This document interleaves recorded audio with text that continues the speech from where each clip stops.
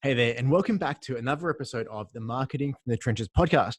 I've got my good friend Linh Podetti on this podcast today, and Linh is an absolute expert at outsourcing and helping business owners grow their business in a really leveraged way. So what we discuss in this episode are ideas and tips and strategies on how to hire a great marketer for your business from an overseas country like the Philippines. So we go into detail around, why it works as a model, how you can find the best people, how you can train and retain them, and how you can ultimately grow your business in a leveraged way with low cost, but really great, really high quality team members. So in this episode, you will learn what Linh does as a service and how she approaches the process of hiring someone that might be in another country and manages them and brings them in as part of the team and grows together with them. So it's an episode that I think you're really going to enjoy, especially if you've got a smaller team or if you don't need a full-time marketer at certain areas of your business.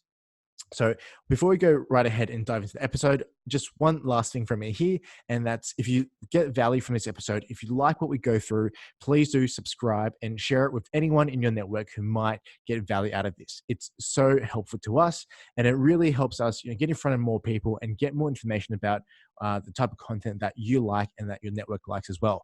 And on top of that, please do leave me a review and leave me some comments on what type of content you want to see, what tools you want me to go through, what experts you want me to bring on board, what topics I should be covering, or even if you just want to find out from other business owners or what successful business owners are doing to grow their businesses, let me know what you want to see more of, and I'll try and find those guests and bring them on board. So that being said, let's get straight into this episode. It's a great episode. It's a lot of fun.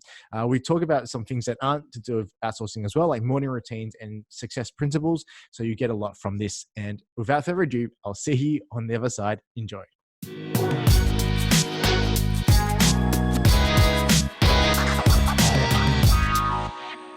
Hey everyone, and welcome back to another episode of Marketing from the Trenches podcast. I've got a very special guest today.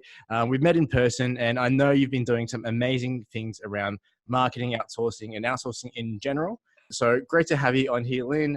Thanks again for dropping by on the podcast. No worries. Thanks, Will, for having me. I love to, we met in person. Now we're meeting online, and then we're also meeting the audience. So it's great to be here. Yeah, exactly. We do like the big effort thing now. We're doing a lazy path. We just do it online from our little offices or whatever. So cool. So before we begin, I think this is going to be a really great topic because as I was saying to you before the recording, some of the stuff that we talk about on other episodes are very strategic, very high level, and it takes a fair bit of knowledge and understanding to execute.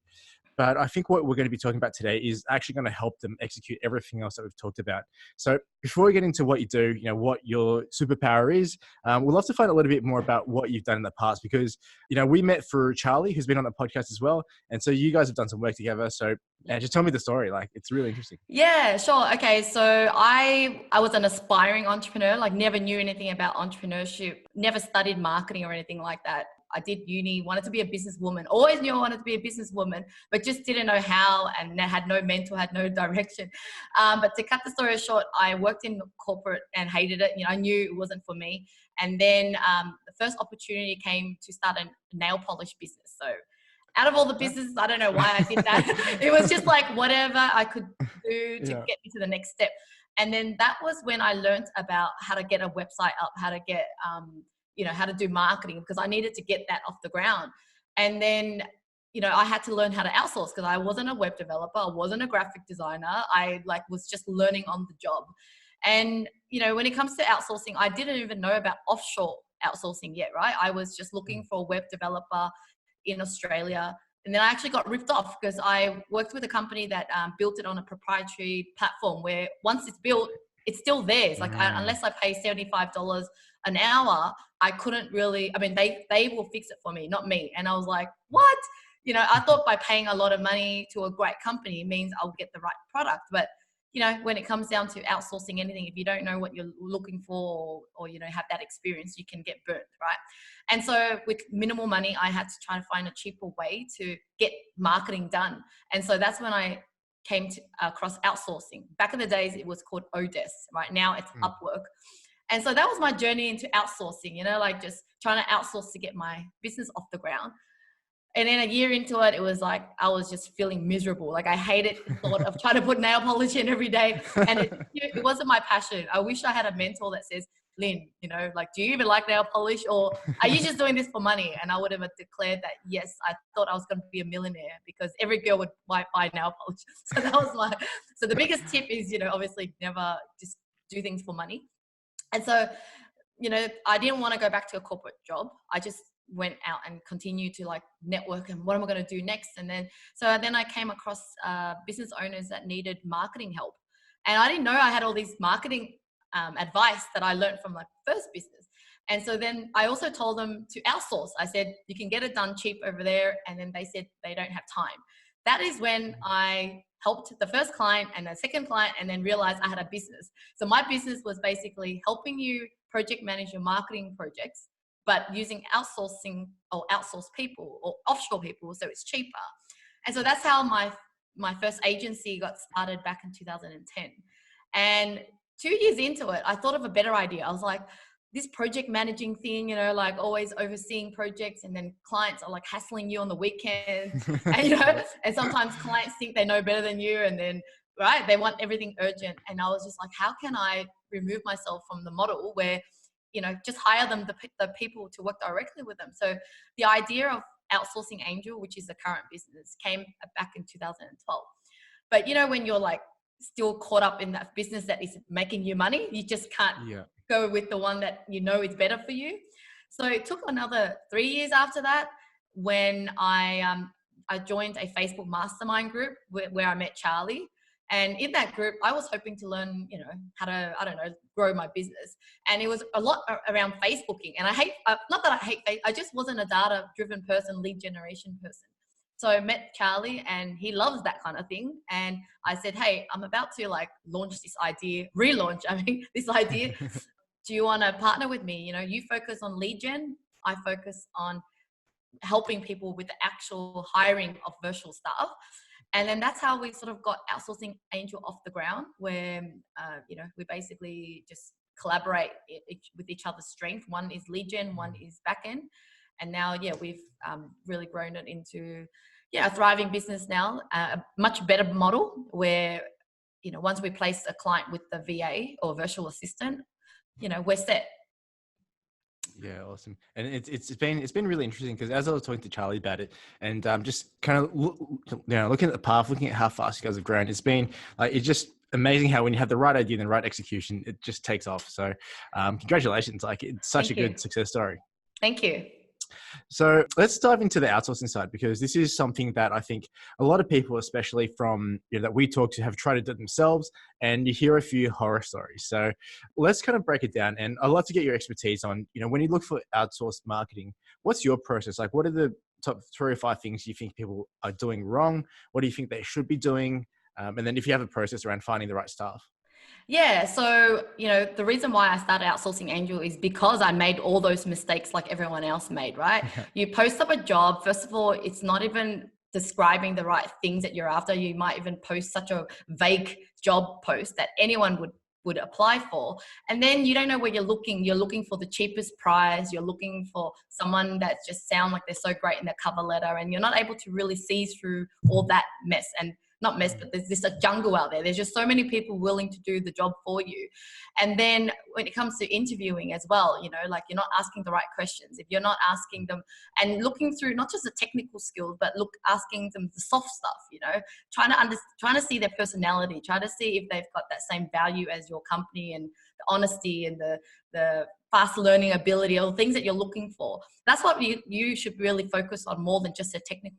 But then when it comes to technical, it's really about minimizing your risk of hiring the wrong person by getting them to do a test task, before committing to hiring them ongoing or paying them do a sample task. So like, for example, if you want to hire a content writer, don't wait for them to write you the whole ebook and then check the work, let's say. It's really about writing that little paragraph and then checking it, and then go, okay, that looks good. All right, I'm going to hire you and work with you.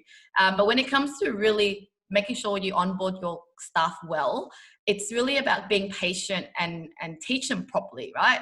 If you're going to be too lazy to give right instructions, just typing up a quick text and email and say, hey, do this, then there's a higher chance of them not doing it right. But if you take the time and use video screencasts, for example, and then showing them exactly how to do it, then checking their work, like I said, checking it early, not checking it at the end of the project and then go, what? It's all screwed. And then so for example, when I taught, one of the biggest tasks that I thought I could never outsource or delegate was recruiting, right? Like I was a recruiter. I was really good at recruiting. I also had that limiting belief going, but no one can do it better than me, right? I've had years of recruiting. I have this people skill, right? And so I was hesitating a bit, but then I just knew that I couldn't grow unless I also delegate this part of me, right? And so I was put to the test, and I remember having that same mindset as someone new in business who never used a VA before, right? They're like, but I can do it better, or but I'll do it faster, or whatever the limiting beliefs were.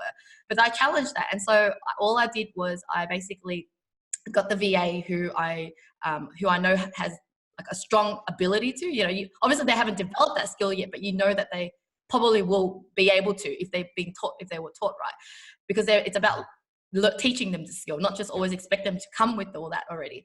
And then I got her to watch what I do. So she was sitting in in the interviews that I did, and then we wrote down all the questions and we draft up the process together. So I didn't even have the process in front of her. We actually built it together. And then I watch her interview with the client or with the VA, and then watch her behind. So I'm sitting there learning. And then as she's doing it, the next time you can step back. So it's really taking that one step at a time. And through delegating that recruitment job, I realized I can delegate and outsource anything, right? It all comes down to you breaking out that belief that only you can do it, or also letting go of that control. Otherwise you can never grow. Yeah, that's such a good point. I think there's a lot of beliefs around outsourcing, right? And I think it might be good to address some of this, because I think those beliefs are the biggest issue with people getting started. And just from my own experience in our business, like my team in the Philippines are actually bigger than the team we've got locally based here in Australia, and they're just the most amazing people, like, wonderful people, love them to bits, super hard workers, super loyal, and we couldn't run what we do without them. But I think a lot of that came from willingness to try and fail, both on what we did and both on what they did. But what's the most common obstacles that you see, or most common beliefs that people have which are wrong around outsourcing?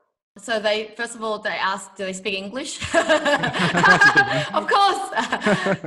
And so when it comes to, well, first of all, they think that it's faster if they just do it. But they don't realize that it's a long-term journey here. It might take someone 1 or 2 months to learn the way that you do it, or get to up to the speed. But once they get to the speed, it's all the rest of the lifetime that they're going to save you on. So people are always looking quite short term. So then they hire, and then they're like, first of all, they also might compare it to someone local and go, okay, well, if I hire someone local to do this, it might cost me more, but they're going to be faster to learn. The thing is, once both, whether it's local or offshore, they've learned it, that's it. From there on, where are the costs you're going to save? You're going to save more on the cost with someone that's overseas. Right. And so, but I always suggest that it's not about trying to get rid of the jobs in Australia. It's about how to maximize the resource you have in Australia. So if you can afford someone local, have them working on strategies, having them work on high value things that are going to generate you money, right? And then finding out any of those tasks that are mundane, repetitive, that the Filipinos are happy to do. Because you forget that, yes, culturally, people in the Philippines are happy with repetitive work, knowing that they can do it well and right every single time. Whereas culturally in Australia, we want to keep growing. So that's already a big difference in, offshore and local. But yeah, overall, I think it really comes down to people thinking that they can do it better. They can just do it faster. What else? I think a big one I've come across is, like, I've seen a couple of ads from outsourcing agencies every now and again, and there's always someone who comments like, "Oh, you're exploiting the workers." Yes. That's a big one as well. Yeah. So, when people just don't know what they don't know, and they see it as like, they just really see it on the surface. They're like, okay, the jobs are done, pushed overseas, but they don't realize that these people are so unfortunate to be living in a country that doesn't have as much opportunities as us. So for every job that we create for them, we are actually reducing the poverty in that country. And it doesn't matter if we live in Australia, they live in Philippines or someone else. I'm Vietnamese, by the way, and people go, why aren't you helping Vietnamese? It's like, it doesn't matter if I'm Vietnamese or I'm Philo or whatever. We're people, we're all one, right? And so wherever we can help, we can help. So I see this as such a win-win for everybody. business owners get to expand and hire virtual staff or staff that allows them to grow more, right? If you free up your time, you're going to grow, you're going to have freedom. And then the VAs get much better wage. They get paid much higher than they would if they work locally. And if you've been to the Philippines, you'll see the crazy traffic that's over there. You know, like it'll take them hours just to get to an office job. Now, what happens if you're living in the province? You know, you're living in, you know, you can't all afford to live in the city because of the infrastructure and costs. And yet you live in the province, and being able to work from home as a virtual assistant, they can stay where they are and earn a really good living as well. And so it's just a win-win for everyone. But then with our company, we go beyond that. We're like also reinvesting the profit into charity projects, getting our VAs to also volunteer their time to teach disadvantaged kids about computer skills. Because then if they one day become virtual assistants, then they're just going to grow into a much more wealthier country. Yeah, that's so awesome. And I found the same as well. Like I initially was a bit hesitant in doing this. It's like, am I taking jobs away from Australia and, you know, pushing them overseas? But you're completely right. Like most of the stuff that we send overseas, or the team that we have overseas, if I try to hire someone in Australia to do, they'll leave within the month because they just get so bored and it's like, no, I don't even want to do this, right? It's not even worth their time. So that's kind of why I started looking into this, because I just couldn't find a person who could sit here for, 8 hours a day and just crunch data. But the people so happy to do it. It's just like such a night and day comparison. Exactly. And I also find that if your own team has support, you know, imagine you just dumping all the tasks onto your local team and they are like, well, you know, everything, I'm the last person here. You know, they're just not going to feel that support from you. And so if they had their own assistant, they're just going to feel so much more empowered. They become leaders, learning leadership skills, learning that, you know, how to grow with you. So yeah, I think it's a win-win. Yeah, exactly. And plus, you know, and you're completely right. Like my team in the Philippines, I've talked to them about this privately and stuff, and they consider themselves really well paid. Like they're really happy with the pay, really happy with their lifestyle. You know, we make them we get them out the door. We like go hire some, you know, boxing trainers and be healthy and spend time with their kids. And for them, it's like such a big night and day versus, you know, working for like a big organization that pays them not as much and makes them travel and all that kind of stuff. So I think it is definitely a win-win. Yes. I'm glad you're on the same page with me. Yeah, awesome. So let's go into the process then. So for example, let's take an example you just had where it's like a content writer, right? I'm looking for someone to write content. What would be your first point of action when you're considering outsourcing? Okay. So when it comes to content, obviously there are certain content that you look, for example, you know, when it comes to social media posts, I do get people going, oh, you know, they can't write it as the same tonality as me. You know, I have clients that are like much more fussier with the content. You know what? That kind of... Oh, hey, there you are. We froze for a while. I was like, I don't know whether okay, keep talking. Okay, where was I up to? Let's start with, again, the content writing. Yes. I think I lost you at the very beginning, so. Okay, cool. Okay, so when it comes to wanting to outsource your content writing, I do understand that content can be quite the area where you're like, okay, you know, it's hard to find someone with the right grammar, the right, you know, writing skills. And to be honest, because I used to run an agency, even when I was outsourcing to Australian content writers or UK or whatever, there were still clients that I didn't like that writing. So English writing is one of those most complicated kind of thing, right? Like, so it's not just that you outsource to the Philippines that you're going to get kind of, you know, the bad English. But anyway, the point is, I still think that you can get your content written. But it's all about the questionnaire, the brief, right? You know, understanding what is your blog post. It's not about going, write me a blog and then go, you know, just without any instruction, but really understanding, okay, what's the content for? Who's your target audience? What's the tonality? What's an example of a good post or good article that you would say is good, right? What does success look like in this task? And so with all that information, it just makes anybody write much better, okay? And so when it comes to recruiting the right content writer, then it's really about checking the sample work, right? The past sample work first, and then giving them the right brief. We can also do a test task. Okay, well, instead of wasting their time writing the whole long article, how about getting them to write one paragraph to see if they're on the right direction? Or if it was you know, you were hiring someone to write something like a longer ebook, hey, start with a bit of a structure. Just you're also testing to see where their mindset is with, you know, the way their content structure, not just like how they write. And so that applies to any kind of content. If you're hiring for social media content, article, website. It's really about giving all the information that you need in the questionnaire brief and then testing it. Because, from my experience, it really depends on the client or your taste. Because the same Australian writer, I applied to 2 different clients and they're like, I hate this writing, it's horrible. The other one goes, oh, that's excellent. That's when I got really confused and go, why is that? But when it comes to Filipino writer, I'm really proud. I have one guy that I work with right now. He helped me write my full ebook on, outsourcing everything. And it made me realize that if you do find, when you're looking for a writer, find someone that's got the same interests. So let's say the reason why he's really writing really good for me is because he loves personal development. He believes in the same values as I do. He lives a life like similar as I do. So he just gets it, right? So he writes easily. But if you hire someone that had experience in writing about, I don't know, food and recipe, I don't know, other things, and not into business or something, then there's going to be a bit of a challenge there. Yeah, awesome. No, I think it's a good example. That's why I kind of pick content writing, because it's such a subjective thing. Yeah. Whereas like virtual assistant, it's like, well, here's a list of stuff that I do that I don't want to do.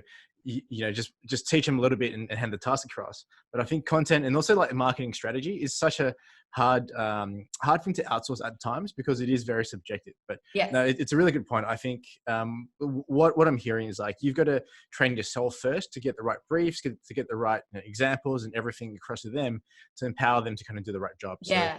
So, yeah. But also, even if you feel like you can't outsource the whole thing but it's always better to outsource 80% of it, right? Because for example, when so as part of my content production, I create a YouTube video and then my VA actually picks the best parts and then we make it into snippets so that we spread across different social media channels. But that also needs to come with a caption, a description. And so my content writer VA actually writes the content first and then I just have to check it. And when I check it, I just edit a bit and give it my spin, right? But I'm already not spending I'm not spending 100% writing. I'm now spending about 10% of editing to make it sound like me, which already saves so much time. So don't think that, don't try to generalize like, oh, I can't outsource Instagram, let's say, because it's personal. But which part within Instagram, let's say, can you outsource? The posting, the uploading to your stories or whatever else, because those things take time. Yeah, perfect. And I think that's such a key point because even if they can save you 80% of the time, like it's worth it. For example, one of the things that we do here is, I still do the bulk of the writing here, rightly or wrongly, probably wrong. And, a lot of the guys I'm working with, like, you shouldn't do that. But like a lot of the research, a lot of the writing is so much research. And if I had to go out there and find articles and find examples myself, it would take me like forever. So the team are actually really good in compiling it in the right way. So I can just skim through everything and process things in such, they've condensed 10 hours of research into half an hour. Yes. Which really is such a big important task. And, and that's 90% of stuff that you can outsource.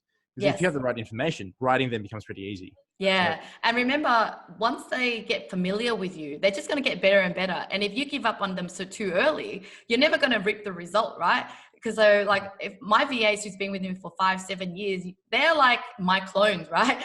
And so people sometimes come in and go, I want someone like her. But it's like, hey, do you know that she's been with me for that long, knows me inside out, gone through ups and downs, everything with me. She can read my mind now, but it didn't happen overnight. So if you want someone like that, you really need to build that relationship, allow them time to learn everything about you and the way you run your business. Yeah. Yeah, exactly. And, and even if you hire someone locally, like, I've got friends who are executive assistants getting paid $120,000 a year. And even they take time to ramp up and to get to know the people that they're the assistant to, right? Yeah. So how do you expect someone from, somewhere else to come in and just know who you are off the bat? Like it just doesn't happen. Yes. So it's the same process as like onboarding a team member locally in your office, very much similar. You've got to give them time. That's why, when you bring on someone locally, it's like you give them 6 months probation so you can teach them and understand how they are over 6 months. Yeah. I think that's kind of like similar to the VA, similar to the way that I kind of view VAs too. Yeah. And that's why we don't offer project-based or, minimum hours. We tried that, but we just knew that we weren't adding value to the clients. It's not that, it's not making us as much money. It's really that we saw that clients weren't getting any value. We even made it so flexible in the past where you can purchase a block of hours, use it whenever you need. You know what? People weren't even using it. So people needed help, needed to free up time, and yet they weren't even accessing it. So we realized that by getting them to hire 20 hours a week or 40 hours a week and you have them, too bad you have them there. You will be forced to go, what else can I free my time with, or what else can they do for me? And so it's a win-win again. Yeah, that's great. So, okay, cool. We've got the groundwork of what we need to go and hire someone. What's the next step? Like, what's the platforms that you're liking at the moment? Because it always changes, right? Yes. So, there are so many platforms. Like when I was doing it, because I was guest speaking at UTS a few weeks ago, teaching postgraduates on outsourcing. So I was tasked with, doing a proper workshop. And so I was going through research. I was like, wow, there are just so many outsourcing platforms out there, all kinds. But the ones that we use the most at Outsourcing Angel is Upwork, which we find that it's quite high value people, good for like more unique tasks. Like maybe if there are certain developers that specialize in certain platforms that we need to find in there. But most of the time we use onlinejobs.ph. But then again, there are so many Facebook communities and little internal groups that are set up by people in the Philippines that our VAs actually access. But because we've been in the business for like 5-7 years in the outsourcing space, we've got thousands and thousands of database people already in the system. So that gives us the advantage of just being able to go directly to our database first to find them. And then, but otherwise, if you're doing it yourself, the ones that I have used and I'm familiar with is Upwork and Online Jobs. Yeah, we actually used to use online jobs a lot as well, but our team's good enough now where we pretty much only hire from someone who's been referred. Yes. So I think that's one of the big advantages that you guys have. Like you've already got such a big network of people in the Philippines. They just bring in, their cousins and their brothers and their friends, and they're all like. One thing I really like about the culture there is they're so accountable to each other. Like, they don't want to let their friends down. So it's kind of like they'll go to the ends of the world to kind of make it work. Yes, which is awesome.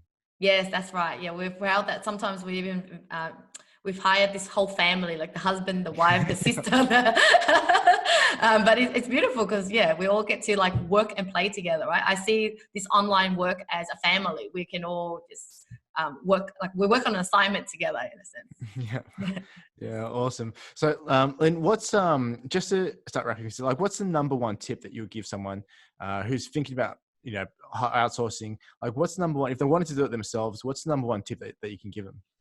Okay, so first of all, you need to commit. Like you have to decide that in order to grow, if you just want to work for yourself as a self-employed person, fair enough. But if you decide, if you know you want to be a true entrepreneur, no matter how hard it is, you need to commit. Commit meaning like you're going all in and never back out, right? Because sometimes we sort of go in and then when it gets a bit hard, whether it's like, finding the wrong person or they're not as fast as you are, or you might have lost a client and you feel like you may not be able to afford it.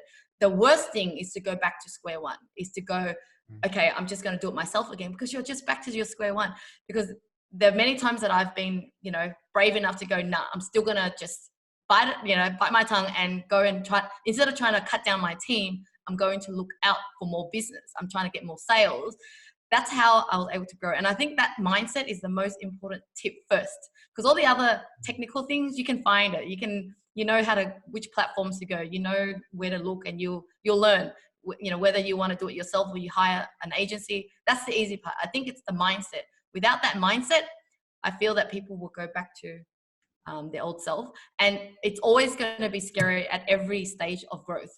When I hired the first person, when I hired the 10th person, when I had 20, you always go, can I afford the next hire, right?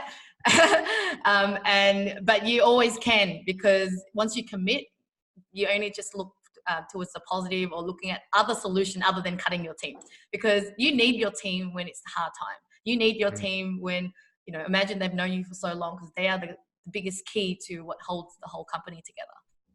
Yeah, perfect. That's awesome. And I think that's a big thing as well. Just people don't give it enough time to really try it. Like obviously, if it really doesn't work and you hire someone and you don't like each other personally, I wouldn't say commit to that. But if you like your team and your team like you, definitely. I think that's such a great tip. I mean, commit to the outsource or hiring people, right? If that person doesn't work, doesn't mean you give up on outsourcing or don't give up on hiring people.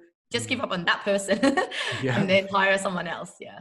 Yeah, awesome. So, Lynn, I think we've only scratched the surface with this because outsourcing is such a big topic. But personally, I've seen how much it's grown my business, and the people who are around me who have outsourced, I've seen them grow just astronomically because they get the right task they shouldn't be doing out. They've got reliable people doing the task for them. They can really scale and focus on growing the business. So, if anyone that kind of similar situation to me, when I first started, I actually used an agency as well. If anyone doesn't want to try and figure this out themselves, what's the best way for them to contact you?